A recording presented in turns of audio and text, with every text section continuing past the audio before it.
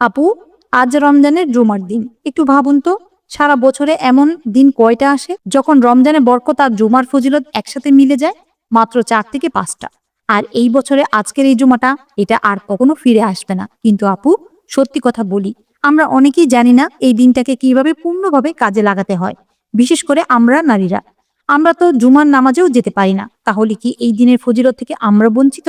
না আপু, আল্লাহ তাআলা আমাদের জন্য কিছু বিশেষ আমল রেখেছেন, যেগুলো করলে ঘরে বসে আপনি পাবেন জুমার পূর্ণ বরকত।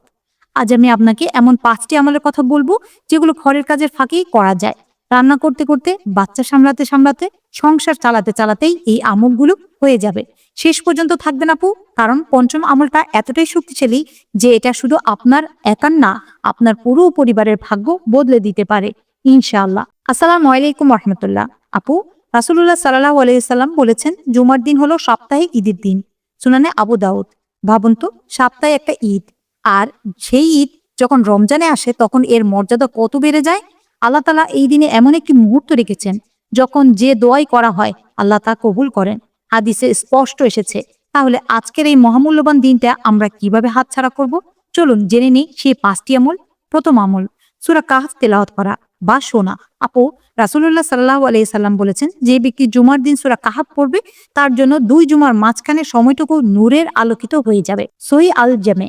মানে পুরো এক সপ্তাহ আপনার জীবনে নূর থাকবে। এর চেয়ে বড় ফজিলত আর কি চাই? এখন প্রশ্ন হলো, সূরা কাহফ তো অনেক বড়, আমরা তো রান্নাঘরে ব্যস্ত, বাচ্চা সামলাই, ঘর গোছাই, কিভাবে পড়বো? শুনুন আপু, আপনি যদি মোবাইলে সূরা কাহফ তেলাওয়াত চালু করে রাখেন আর কাজ করতে করতে মনোযোগ দিয়ে শোনেন, এটাও ইনশাআল্লাহ সওয়াবের কাজ। আলেমরা বলেছেন মনোযোগ সহ শোনাও তেলাওয়াতের অন্তর্ভুক্ত। আর মনে রাখবেন আপু, রমজানে একটি হরফে 10টি নেকি। সূরা কাহফে প্রায় 6,500 হরফ আছে। হিসাব করুন আজকে শুধু এই একটা আমলে কত লক্ষ নেকি আপনার আমল নামায় যোগ হবে। দ্বিতীয় আমল, বেশি বেশি দুরূদ শরীফ পড়া। নবীজি সাল্লাল্লাহু আলাইহি ওয়াসাল্লাম বলেছেন, জুমার দিন আমার ওপর বেশি বেশি দুরূদ পড়ো, কারণ তোমাদের দুরূদ আমার কাছে পেশ করা হয় সুনানে আবু দাউদ। সুবহানাল্লাহ। মানে আমাদের প্রিয় নবীজি নিজে আমাদের দুরূদ শুনতে পান। আপু, এর জন্য আলাদা কিছু করতে হবে না। শুধু মুখে বলুন আল্লাহুম্মা সাল্লি আলা মুহাম্মদ। এই ছোট্ট দুরূদটা রান্না করছেন বলুন, বাজার করছেন বলুন, বাচ্চাকে খাওয়াচ্ছেন বলুন, যেখানেই থাকুন জিভ যেন দুরূদে ভেজা থাকে। আর জানেন আপু, হাদিসে আছে যে ব্যক্তি নবীজির উপর একবার দুরূদ পড়ে আল্লাহ তার উপর 10টি রহমত নাজিল করেন, তার 10টি গুনাহ মাফ হয়ে যায়, তার মর্যাদা 10 ধাপ বাড়িয়ে দেওয়া হয়। জামে তিরমিজি। আর রমজানে তো সব আরো বহুগুণ। তাহলে কত বড় সুযোগ আজ আমাদের হাতে। তৃতীয় আমল, আসর থেকে মাগরিব পর্যন্ত দোয়া করা। আপু, এটা হলো আজকের সবচেয়ে গুরুত্বপূর্ণ সময়। হাদিসে এসেছে জুমার দিনে এমন একটি মুহূর্ত আছে যখন মুমিন বান্দা আল্লাহর কাছে যা চায় আল্লাহ তা দেন। সহিহ বুখারী। আলেমরা বলেছেন সেই সময়টি হলো আসরের নামাজের পর থেকে মাগরিব পর্যন্ত, মানে আজ বিকেল থেকে ইফতার পর্যন্ত পুরোটাই দোয়া কবুলের সময়। আর রোজাদারদের দোয়া তো ফিরিয়ে দেয়া হয় না। তাহলে ভাবুন, রমজানের জুমার দিনে রোজা রেখে ইফতারের আগে দোয়া করেছেন, এর চেয়ে শক্তিশালী সময় আর কি হতে পারে? আপু, আজ বিকেলে যখন ইফতারের প্রস্তুতি নেবেন, রান্নার ফাঁকে ফাঁকে 2 হাত তুলুন। আপনার সব কষ্টের কথা, সব চাওয়ার কথা আল্লাহকে বলে দিন। সংসারে শান্তি চান? চান। সন্তানের ভালো ভবিষ্যৎ চান? চান। স্বামীর সাথে ভালো সম্পর্ক চান? চান। রিজিকে বরকত চান? চান। সব চান। আল্লাহ শুনছেন, আল্লাহ দেখছেন, আর আল্লাহ আজ কবুল করবেন ইনশাআল্লাহ। চতুর্থ আমল, ইস্তেগফার করা। আপু, রমজানের জুমা মানে 2 দিক থেকে গুনাহ মাফের সুযোগ। একদিকে রমজানের বরকত, আরেকদিকে জুমার ফজিলত। তাই আজ বেশি বেশি ইস্তেগফার করুন। শুধু বলুন আস্তাগফিরুল্লাহ, বারবার বলুন। হাদিসে আছে যে ব্যক্তি দিনে 70 বা 100 বার ইস্তেগফার করে আল্লাহ তার সমুদ্রের ফেনা সমান গুনাহ মাফ করে দেন। সুনানে ইবনে মাজাহ।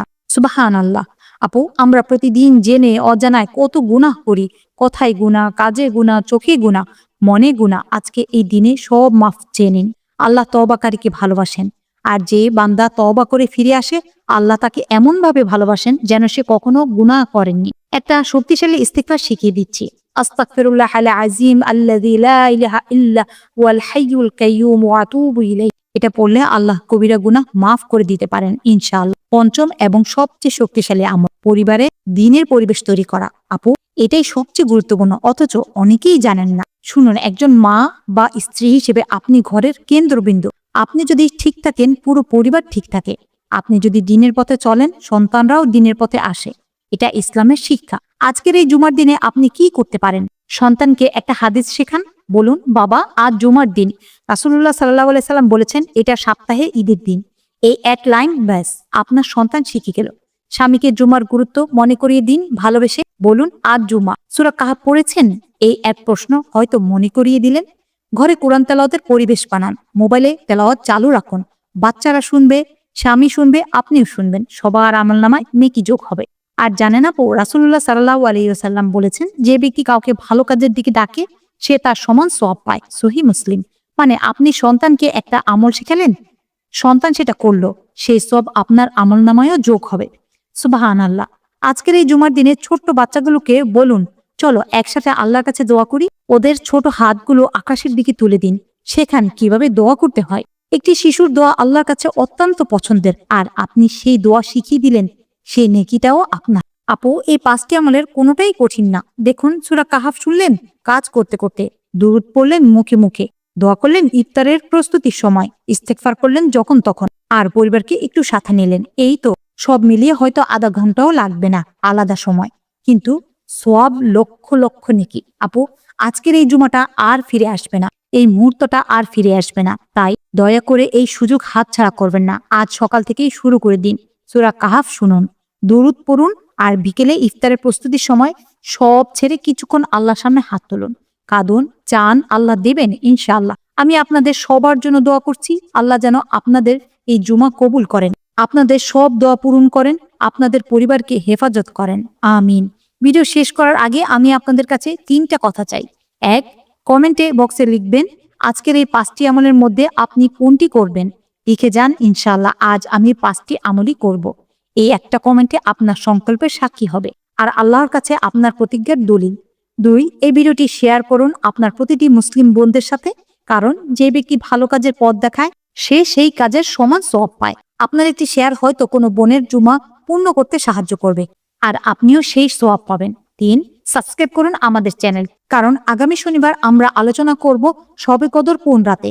সেই রাতের 10টি নির্দেশন। এই ভিডিও আপনার খুব কাজে লাগবে, মিস করবেন না। আল্লাহ হাফেজ, ভালো থাকবেন। আজকের জুমা পূর্ণভাবে কাজে লাগান, আর আমার জন্য দোয়া করবেন। আসসালামু আলাইকুম ওয়া রাহমাতুল্লাহ।